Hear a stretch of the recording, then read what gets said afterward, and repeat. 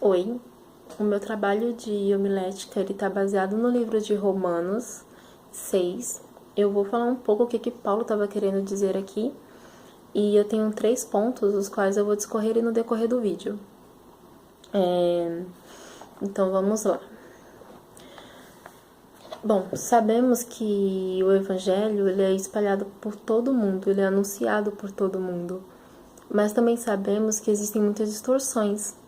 E infelizmente, existem pessoas que acabam acreditando nessas distorções por não compreenderem o que Paulo, por exemplo, estava querendo dizer aqui no capítulo 6. O primeiro ponto se chama livre pela graça. E eu vou ler um pouco do versículo do 1 ao 4 e vou comentar aqui. Diz assim: Que diremos, pois? Permaneceremos no pecado para que a graça abunde? Paulo responde: de maneira alguma. Nós que estamos mortos para o pecado, como viveremos ainda nele? Ou não sabeis que todos quantos fomos batizados em Jesus Cristo, fomos batizados na sua morte? De sorte que fomos sepultados com ele pelo batismo na morte, para que com Cristo foi ressuscitado dentre os mortos pela glória do Pai, assim andemos também em novidade de vida. O que Paulo deixa claro, o que podemos ver aqui é que Paulo ele foi questionado em relação à salvação pela graça, mas também entendemos que as pessoas estavam usando a graça como meio de desculpa para permanecer no erro. E Paulo ele vem já quebrando isso, porque não é desse jeito, não deve ser assim. O que as pessoas entendiam? Porque antigamente tinha a lei letra e atualmente tem a lei graça. O que foi anulado aqui não foi a lei, porque se voltarmos bem no início da Bíblia, iremos trazer à memória que Deus deu a lei a Moisés. Então a lei vem de Deus. A lei ela não foi quebrada, ela não foi anulada. O que foi anulado foi a sua condenação. A lei letra, ela trazia a morte. A lei graça, ela traz a vida. Então, as pessoas estavam usando essa desculpa da graça para permanecer no erro, porque sabiam que a condenação não era mais a morte, e sim a vida. Então, sabiam que Deus sempre iria perdoar. Mas o que Paulo enfatiza aqui é que se a gente transgredir a lei, é que iremos sim ser perdoados, mas ser perdoados para começar a fazer o que é certo e não permanecer no erro. Então, é isso que Paulo aqui está querendo dizer. A lei, ela permanece, a lei, ela deve sim ser cumprida. Se não for, somos perdoados, mas não para continuar no mesmo erro, mas sim para começarmos a praticar o que é certo. Então, o segundo ponto. Não vivo mais pelo pecado, e sim para glorificar a Deus. Está no versículo 11 ao 18.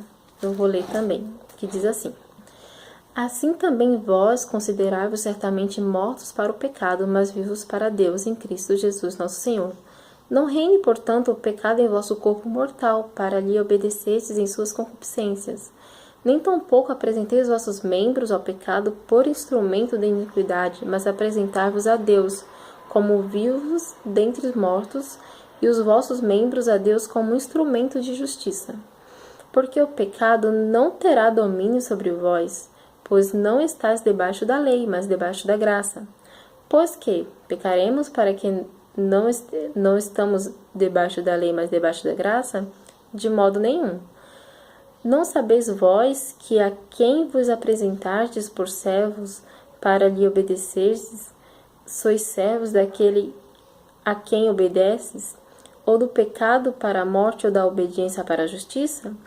Mas, graças a Deus, tendo sido servos do pecado, obedecesse de coração a forma de doutrina que fostes entregues, e libertados do pecado, fostes feitos servos da justiça.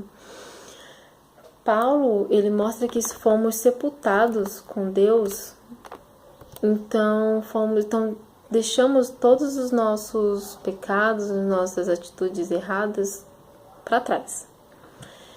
O que Paulo ele diz aqui é que deixamos as nossas paixões, as nossas vontades da carne para obedecer às vontades de Deus. E Paulo ele dá uma ênfase em relação aos nossos membros, os nossos corpos.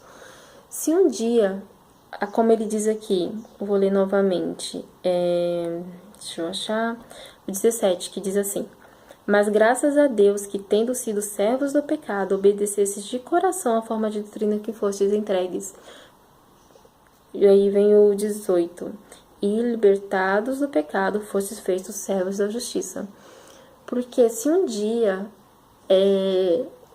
ao praticarmos o pecado, quando estávamos debaixo da lei letra, dedicávamos de coração, se éramos entregues de coração ao pecado, agora que temos a graça, devemos nos dedicar a nos entregar para Deus e a obedecer à vontade dele, não mais a nossa, porque a nossa vontade carnal, ela não deve ter mais domínio sobre nós.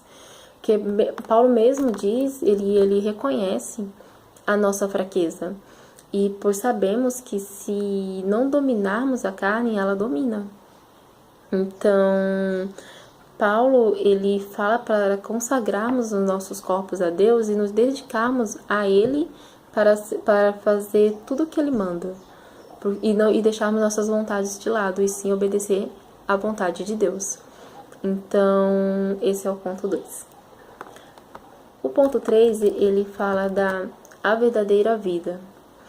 No versículo 22 e 23, ele diz assim: mas agora, libertados do pecado e feitos servos de Deus, tendo o vosso fruto para a santificação, a fim da vida eterna. Porque o salário do pecado é a morte, mas o dom gratuito de Deus é a vida eterna, por Cristo Jesus, nosso Senhor. Paulo, ele mostra que Jesus ele oferece a vida eterna. E segundo a sua palavra, o seu estatuto, temos essa vida garantida. Se realmente praticarmos a vontade de Deus, se deixarmos nosso pecado de lado e seguirmos o que Ele manda, o que Ele ordena, porque agora, como não somos mais servos do pecado, da carne, e sim servos de Deus, um Deus qual nos deixa livre, o qual nos justifica, devemos sim obedecer e apresentar tudo que temos de coração para Deus. E sabemos que a verdadeira vida, ela foi conquistada pra gente.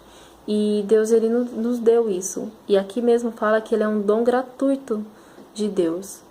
Então, hoje em dia temos a vida eterna, mas não para continuarmos no mesmo erro, no mesmo pecado, e sim para viver uma vida com Deus. Então, concluímos que não devemos mais, que estamos sim debaixo da graça e não da lei e letra, que esse é um dom gratuito de Deus, mas não é motivo para permanecermos no erro, pelo contrário, é sim para ser uma mudança de vida, uma mudança junto com Deus, o qual Ele nos justifica, o qual Ele nos faz livre, o qual a nossa vontade deve ser ignorada para a vontade dele ser feita. E agora que aprendemos que a graça é um dom de Deus, e através dela eu e você podemos ter uma vida reta, uma vida justa, livre, e podemos ter uma segunda chance. Eu convido todos vocês a também querer ter essa segunda chance, porque é viver uma vida verdadeira, uma vida livre junto com Deus. É isso. Tchau, tchau.